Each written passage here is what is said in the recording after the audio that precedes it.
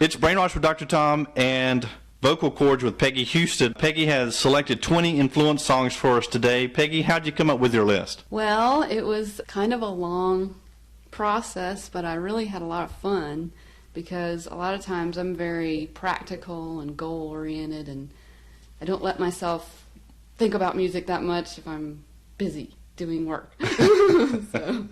So it gave me permission and excuse to really just dive into music and really think about all these gorgeous songs, and it really opened my ears. I started listening to music everywhere in the restaurants and whatever, and so I really was soaking it in and thinking about it a lot. And it was very hard to narrow it down. I had a very long list, probably 30 or 40. I'm not supposed to only have 20. And oftentimes I would have an artist that I liked at least 2 or 3 different songs for them. So, but I guess I had to start thinking about why do I like these songs and how have they influenced me as a singer or songwriter.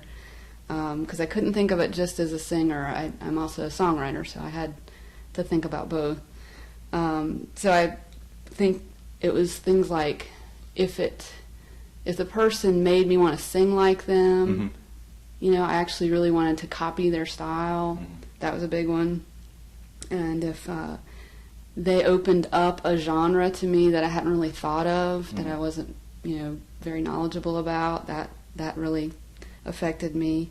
If it made me want to sing a song like the one I chose, if I wanted to be able to sing something and write something just like that, if it inspired me as a person. Oftentimes the songs I chose had a spiritual or a really deep meaning, philosophical meaning, something like that. And then a lot of times if they would convey or enable me to express some type of emotion or some type of message that I wouldn't normally feel like I could express for whatever reason, that was another part of it.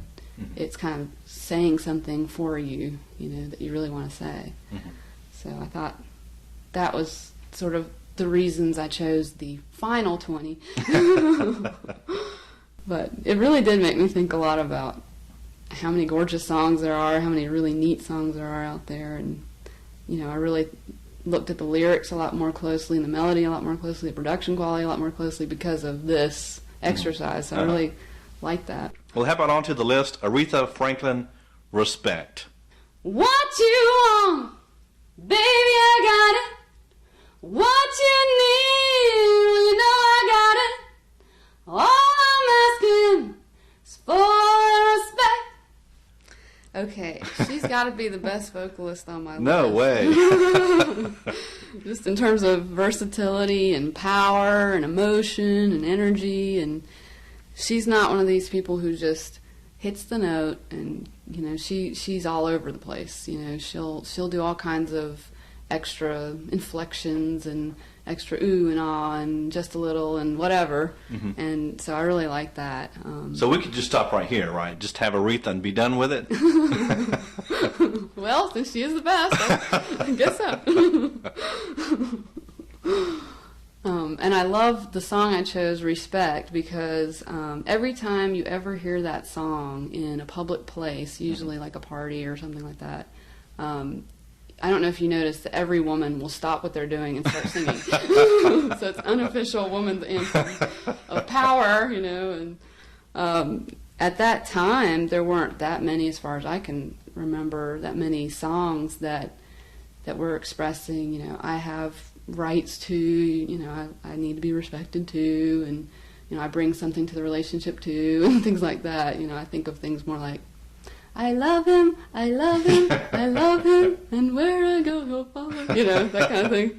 Or where he goes he'll follow. If only Susan B. Anthony had this anthem back in those days, right? I know. It would have happened a lot sooner. Yes, exactly. Be inspired. A lot of times a song will convey an emotion or a message that a lot of people don't feel comfortable conveying. A lot of women don't feel comfortable conveying power or strength or anything like that. So, you know, that's one of the reasons they probably all chime in.